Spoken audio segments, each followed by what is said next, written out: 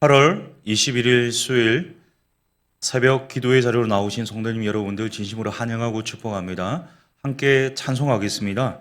찬송가 393장 오 신실하신 주 함께 찬송하겠습니다.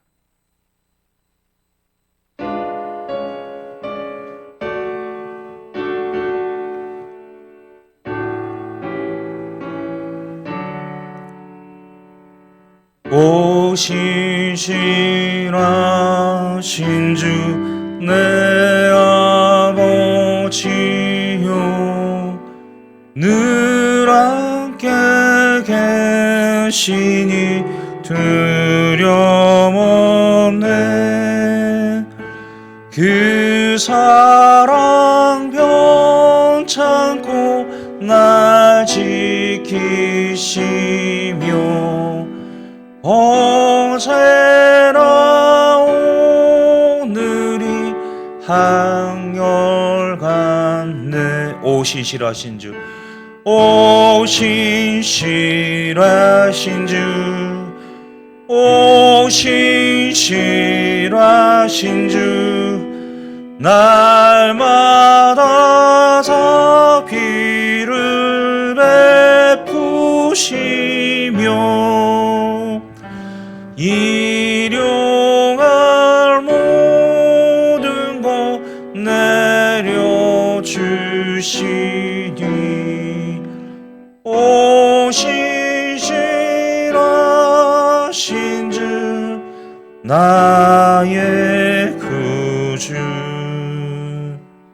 봄철과 또 여름 가을과 겨울 해와 달 별들도 다 주의 것 만물이 주 영광 드러내도다. 신실한 주 사랑 나타내네. 오 신실하신 주, 오 신실하신 주, 날마다 자비를 베푸시며 일용할 모든 것 내려주시니 오 신실하신 주 나의 구주. 내 죄를 사하여 내 죄를 사하여 아니하시. 주친이 오셔서 인도하네. 주친이 오셔서 인도하. 오늘의 힘되고 내일의 소망, 오늘의 힘되고 내일의 소. 주만이 만복을 내리시네. 주만이 만복을 내리시. 오 신실하신 주, 오 신실하신 주, 오 신실하신 주, 날마다 자비를 베푸시며 일용할 모든 것 내려주시니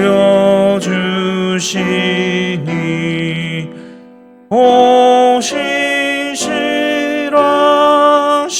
주 나의 구주.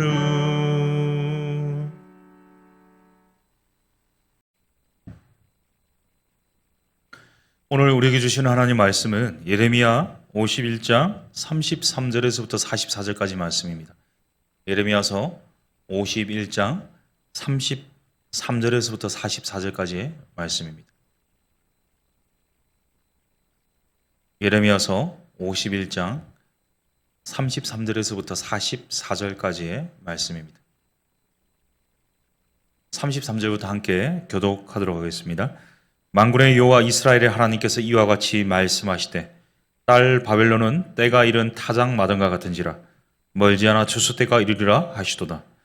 바벨론의 느부갓네살 왕이 나를 먹으며 나를 멸하며 나를 빈 그릇이 되게 하며 큰 뱀같이 나를 삼키며 나의 좋은 음식으로 그 배를 채우고 나를 쫓아내었으니 내가 받은 폭행과 내 육체에 대한 학대가 바벨론에 돌아가기를 원한다고 시온 주민이 말할 것이요 내 피 흘린 죄가 갈대아 주민에게 돌아가기를 원한다고 예루살렘이 말하리라.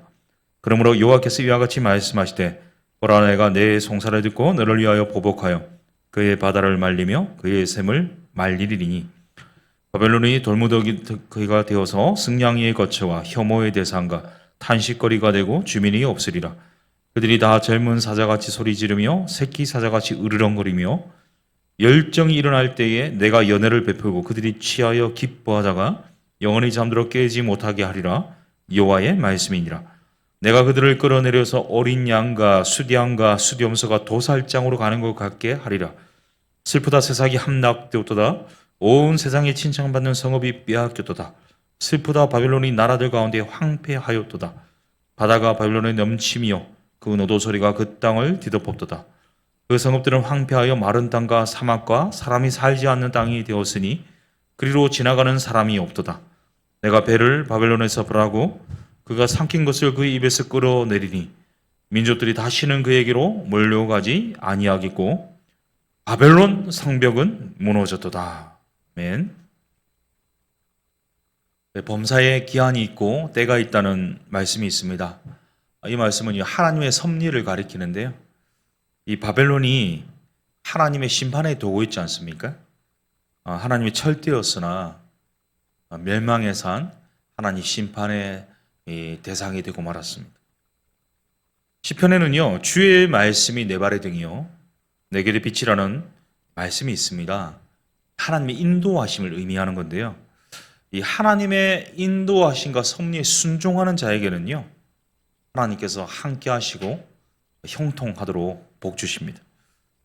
이 바벨론이 심판을 받는 원인에 대해서 제가 지난주부터 계속해서 말씀드리고 있지만 교만이 하나님의 심판을 받게 되는 원인이었고요. 또 하나는 우상 숭배입니다. 또 하나는 이를 통해서 하나님께 맞서는 죄악이었고요. 하나님의 백성인 유다에게 자행한 이 악한 일들 때문에 하나님께서 바벨론을 도구로 선택하셨으나 결국 하나님께서 의도한 바를 넘어서는 악행으로 말미암아 그들은 이 심판의 대상이 되고 말았습니다. 이 바벨론의 죄를요 요즘 용어로 표현한다면요 직권 남용죄라고 할 수 있겠습니다. 이 33절입니다. 33절 같이 있습니다. 시작. 만군의 여호와 이스라엘 하나님께서 이와 같이 말씀하시되 딸 바벨론은 때가 이른 타작 마당과 같은지라 멀지 않아 추수 때가 이르리라 하시도다. 아멘. 추수 비유를 사용하고 있는데요. 이 추수와 타작은요 종말을 상징합니다. 이 바벨론은 때가 이른 타작 마당입니다. 익은 곡식을 잘라서요 이 거둬들이는 추수는요 이 마른 곡식에 이삭을 터는 타작과 함께 심판의 의미로 사용되고 있습니다. 여기 33절에 보니까 때가 이르다. 이 말은 지금 타작 작업 전에 이 땅을 다지는 발로 다지는 단계가 있거든요. 그 다지는 단계로 사용되고 있는데요. 이 타작마당 하면 생각나는 본문이 있습니다. 역대하 보십시오. 역대하 3장에 보면요. 1절에 제가 한번 읽겠습니다. 솔로몬이 예루살렘 모리아산에 여호와의 전 건축하기를 시작하니 그것은 전에 여호와께서 그의 아버지 다윗에게 나타나신 곳이요 여부서 사람 오르난의 타작마당에 다윗이 정한 곳이라. 여기서 타작마당이 나오죠. 예루살렘 성전이요 솔로몬에 의해서 아라우나의 타작마당에 세워졌습니다. 물론 이 성전터는 다윗이 마련한 것인데 사무엘하 24장 21절과 25절을 보시면요 다윗이 이르되 내게서 타작마당을 사서 여호와께 제단을 쌓아 백성에게 내리는 죄악을 그치게 하려 함이라 하는지라. 그 그곳에서 여호와를 위하여 제단을 쌓고 번제와 화목제를 드렸더니 이 여호와께서 그 땅을 위한 기도를 들으심에 이스라엘에게 내리는 재앙이 그쳤더라. 이 다윗이 이 아라우나의 이 타작마당을 삽니다. 그리고 나중에 솔로몬이 거기에다가 이 성전을 짓는데요. 여기 보시면 25절에 이곳에서 타작마당에서 여호와를 위하여 제단을 쌓고 번제와 화목제를 드렸더니 하나님께서 그 땅을 위한 기도를 들으시고 재앙을 그쳤다. 그러니까 성전의 이 자리, 타작마당의 자리에서 하나님을 예배할 때 하나님께서 그 재앙을 그치게 하셨다는 거죠. 그러니까 하나님 백성들을 용서하시고 이 제사함을 해주시는 통로로 이 타작마당이라는 성전을 사용하셨습니다. 마태복음 3장 12절을 한번 보시면요. 같이 한번 읽어보겠습니다. 시작. 손에 키를 들고 자기의 타작마당을 정하게 하사 알곡은 모아 곳간에 들이고 쭉정이는 꺼지지 않는 불에 데우시리라. 아멘. 이 타작마당에 성전을 세우신 것은요, 조금 전에 앞서 말씀드린 것처럼 하나님의 백성들이 예배하고 기도하고 회개할 때 하나님이 용서해 주기 위함인데요. 또 하나의 이 타작마당을 통한 성전을 세우신 기능이 있는데요. 무엇입니까? 바로 이 마태복음 3장에 있는 것처럼 알곡과 쭉정이를 고르는 심판이 어디에 있다고요? 타작마당인 성전에 있다는 거죠. 그러니까 성전에 있는 타작마당은요, 백성을 향한 용서, 원수를 향한 심판이 동시에 이루어지는 곳입니다. 그러니까 이 타작마당에서 지금 바벨론이 누워 있다고 보시면 되겠습니다. 마치 알곡과 결을 분리하기 위해서 소가 마당에 놓인 나달을 밟을 때 그 나달의 자리에 누가 있느냐? 이 바벨론이 누워 있습니다. 34절을 보시면요, 이 바벨론이 이제 지금 심판받는 건 아니고 조금 이따 심판받을 건데요, 그 전에 바벨론으로부터 백성 유다가 받은 고초가 잘 드러나거든요. 제가 읽겠습니다. 바벨론의 느부갓네살 왕이 나를 먹으며 나를 멸하며 나를 빈그릇이 되게 하며 큰 뱀같이 나를 삼키며 나의 좋은 음식으로 그 배를 채우고 나를 쫓아내었으니, 이 큰 뱀은요, 성경에서 용이나 악으로 번역되기도 하고요, 고대 사회에서는요, 이 큰 뱀을 물을 주관하는 신화적 존재로 인식해 왔습니다. 그러니까 이 탄인이라고 하는데, 큰 뱀이 원어적으로 물을 요동시켜 육지의 경계를 허물고 사람을 삼키는 그런 존재인데, 이 바벨론이 경계를 허물고 이스라엘을 삼킵니다. 좋은 모든 것을 전리품으로 삼고요, 예루살렘에서 유다를 쫓아냈습니다. 특별히 이 큰 뱀은 느부갓네살을 상징하기도 하거든요. 이 느부갓네살이 유다를 삼켜서 그 땅이 빈그릇 되게 했습니다. 아무것도 없이 만들었는데요, 유다를 삼켰는데요, 내쫓았다는 표현은 내뱉었다는 말입니다. 뱀이 삼켰다가 맛이 없으니까 또는 영양가 없으니까 내뱉는, 그러니까 치욕스럽게 유다가 이용당하고 내버려지는 상황을 묘사하고 있는데요, 이렇게 치욕을 당하고 학대를 당한 유다가 조금 더 구체적으로 자신의 학대에 대해서 말하고 있거든요. 35절을 같이 한번 읽겠습니다. 시작. 내가 받은 폭행과 내 육체에 대한 학대가 바벨론에 돌아가기를 원한다고 시온 주민이 말할 것이요, 내 피 흘린 죄가 갈대아 주민에게 돌아가기를 원한다고 예루살렘이 말하리라. 시온의 백성들이, 예루살렘이 곧 유다입니다. 유다가 바벨론에게 받은 모든 폭행과 학대에 대해서요, 지금 어떻게 하냐면요, 재판장이신 하나님께 부르짖고 있습니다. 그렇게 볼 수 있는 거고, 여기 재판장 하나님이 어디 나오냐? 그 다음 절에 36절에 보면 송사라는 단어가 나오는데요, 법적 용어인 송사를 통해서 시온이, 예루살렘이, 유다가 원고가 되어서요, 피고인 바벨론을 법정에 고소하는 장면입니다. 이 바벨론의 악행, 예루살렘을 약탈하고 그 주민들을 학대한 악행을 오직 유일하게 공의로 판단하신 재판장이신 하나님께 호소하고 있는데요, 이것은요, 35절은 유다의 이 고통, 이 학대하는 이 바벨론 원수에게 이 원수를 갚아달라, 이 원수로부터 받은 이 핍박을 갚아달라는 기도문이자 의로운 재판장이신 하나님께 드리는 고발장 혹은 소송장이라고 할 수 있겠습니다. 여기서 시온의 백성들이 받은 폭행은 원어로 하마스인데요, 34절에 멸하다라는 히브리어 단어가 하맘이기 때문에 하맘, 하마스 이 언어 유희가 이루어지고 있습니다. 그러니까 하나님의 백성은요, 억울한 일을 당하고 또 어려움을 당할 때 우리 주님께서 뭐라고 하셨냐면 용서하라, 원수를 사랑하라 하셨지 않습니까? 그러니까 그런데 우리가 용서할 필요가 있습니다. 그러나 무조건적인 용서는요, 옳은 것이 아닙니다. 상대의 잔혹한 범죄가 있다면요, 덮어두고 넘어가는 게 아닙니다. 그렇다면 하나님의 공의가 가려지거든요. 이 상대가 이 악행을 저질렀다면 그에 상응하는 벌을 받아야 됩니다. 그럼 내가 그것을 응징해야 되는가요? 아닙니다. 악에 대한 보복을 내가 직접 행할 수는 없지만 그 보복의 방법이나 시기에 대해서는 누구한테요? 하나님께 맡겨야 된다는 거죠.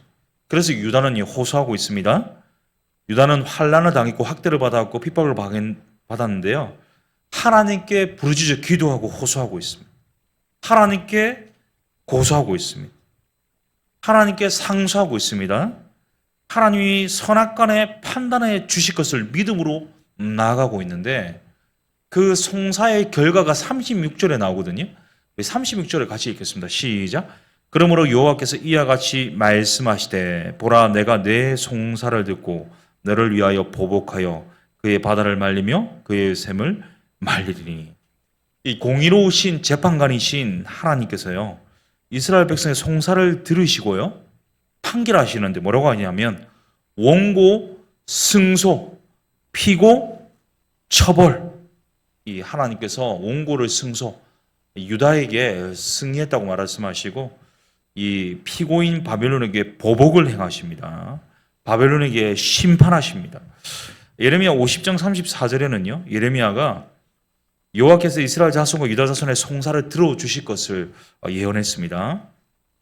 하나님께서 백성의 부르짖음을 듣고요, 반드시 일하시겠다 말씀해 주셨는데 이 하나님의 역사가 이루어지기 위해서는요, 백성의 강구가 필요합니다. 하나님은요, 이 사랑하는 자들의 불행을요 그냥 내버려 두지 않으시죠. 간과하지 않으십니다. 그 호소에 응답하시는데요. 물론 하나님은 우리가 구하기 전에도 우리 모든 걸 아시지만 우리가 그것을 가지고 구하고 하나님 의지하는 것에 대해서 하나님 기뻐하십니다. 우리가 신앙생활하면서 항상 이 고민되는 부분, 염려되는 부분이 신정론 아니겠습니까? 이 악인이 형통하고 의인이 고난받는데 하나님은 어디 계신가?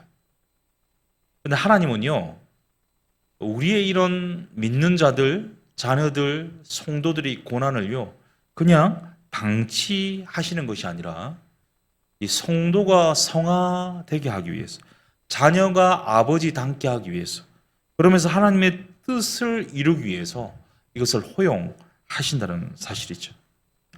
그렇기 때문에 우리가, 자녀된 우리가, 성도된 우리가, 백성된 우리가 고난당할 때 우리가 해야 될 것은요, 하나님께 호소하는 겁니다. 간절히 부르짖고 송사해야 합니다. 그러면요, 하나님께서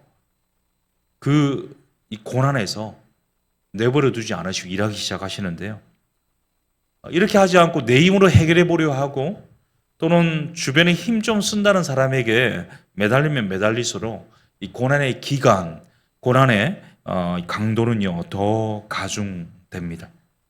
그렇기 때문에 우리가 취해야 될 방식, 이 고난과 어려움이 있을 때는요, 인간적인 생각을 버리고요, 하나님께 부르짖어야 됩니다.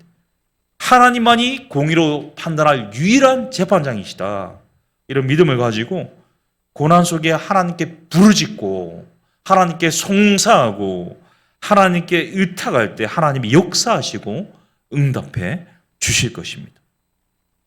사랑하는 성도 여러분, 이 돈과 권력과 지혜와 인맥을 사용하는 악인들 앞에서 이 정의로운 사람들, 공의와 자비를 추구하는 사람들, 말씀대로 살려고 하는 우리가 굉장히 무력하게 보일 수 있거든요.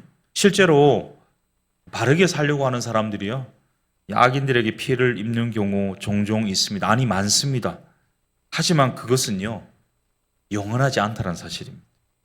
하나님이 반드시 선악간에 판단하실 겁니다. 악인들을 벌하실 것입니다. 그렇기 때문에 우리는요, 주님의 긴 호흡을 따라서 세상을 바라볼 수 있어야 됩니다. 하나님 반드시 의인을 높이시고 악인을 멸하시고 순종하는 자들을 승리하게 하시고 모든 악인들에게 패배를 주실 것입니다. 고난당할 때, 어려울 때, 고통스러울 때 공정한 재판장이신 하나님께 호소하고 부르짖고 송사하여서 하나님의 때에 선악간에 판결하시는 공의를 경험하고 누리는 거룩한 하나님의 자녀로 오늘 살아가는 우리 모두 되도록 그런 사람들 되시기를 예수님의 이름으로 축복합니다. 오늘 말씀 준비하면서요, 시편 110편이 생각났는데 제가 한번 읽어드리겠습니다.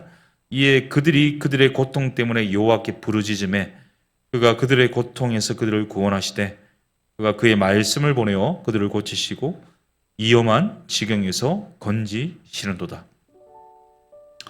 보잘것없는 인생을 돌아보시고 연단하시고 성숙케 하시고 예수님 닮아가도록 이끄시는 하나님의 섭리가 얼마나 놀라운지 모르겠습니다. 이 악인이 승리하고 있는 것 같지만 반드시 하나님 심판하십니다. 이 성도와 자녀와 또 백성의 구원과 성숙을 위해 하나님 일하시기 때문에, 보복하시기 때문에 그 하나님 신뢰하면서 인내하면서 하나님께만 송사하게 하여 주옵소서. 그래서 공의로운 재판장이신 하나님의 때와 판단을 기다릴 줄 아는 믿음의 사람 되도록 인도하여 주시도록 우리 말씀 기억하면서요, 함께 하나님께 기도하도록 하겠습니다. 살아계신 하나님, 이 삶이 빡빡하고 힘들고 퍽퍽하고 고통스럽고 어렵고 낙심될 때 하나님 정말 살아계신가? 하나님 뭐 하시고 계신가? 이 반문하고 불평할 때가 참 많은데요, 말씀을 통해서 면면히 하나님께서 확인시켜 주시는 것은 반드시 하나님께서 보복하신다. 오히려 내가 하나님께 송사하기를 원하시고 하나님께 호소하기를 원하시고 하나님께 부르짖기를 원하시는 사실을 깨닫게 하시니 감사합니다. 하나님 더 부르짖겠습니다. 하나님께만 호소하겠습니다. 하나님 일하여 주옵소서. 자녀를 위해서, 성도를 위해서, 백성을 위해서 쉬지 않고 일하시는 하나님께서, 공의로운 재판장이신 하나님께서 선악간에 판단하시고 가장 어려운 길로, 선한 길로, 세상의 길로 이끄신다는 확신으로 주님 의탁합니다. 주님 일하시고 역사하여 주셔서 가장 좋은 것으로 이끌어 주시옵소서. 우리 교회를 위해서 기도합니다. 세워주신 리더들을 위해서 기도해 주십시오. 우리 또 다음 세대를 위해서 기도해 주시고요. 우리 다음 세대 각급 예배와 우리 또 수험생들을 위해서 기도해 주시고, 우리 성도님들 가운데 어려움을 당하는 분들이 있습니다. 이분들 한 분 한 분 위해서 기도해 주시고요. 우리 하반기 사역을 위해서 기도해 주실 때 지금 교역자들 워크숍이 진행되고 있거든요. 교역자들 워크숍 2박 3일의 모든 여정 가운데 하나님 지켜주셔서 오늘 돌아오는 날인데 이 교회를 위해서 정말 한 성령 안에서 한 마음 돼서 잘 하반기 사역 준비할 수 있도록 회복과 또 하나님께서 은혜를 덧입혀 주시도록 기도했으면 좋겠고, 우리 새 가족 우리 양육을 위해서요 기도했으면 좋겠습니다. 풍삼초 상기가 진행되려고 합니다. 우리 입금이 따르미로 섬길 분들 하나님께서 헌신케 하여 주시고 은혜 주셔서 또 많은 영혼이 돌아오게 하는 일에 귀하게 쓰임받게 하여 주시고, 우리 제자훈련도 우리 하반기에 진행되는데요, 하나님 은혜로 예수의 제자들이 많이 배치되도록 역사하여 주옵소서. 우리 교회를 위해서 기도하신 후에 우리 개인 기도하시고 돌아가도록 하겠습니다. 살아계신 하나님 아버지, 하나님께서 은혜 주셔서 우리 몸된 교회가 주님의 영광을 위해 살아갈 수 있기를 원합니다. 하나님 세워주신 리더들 한 분 한 분 지켜주실 때 우리 교육자 워크숍 끝까지 안전하도록 도와주시고 모든 시간 가운데 주님께서 동행하여 주시옵소서. 특별히 하나님 우리 다음 세대 복음화가 있기를 원합니다.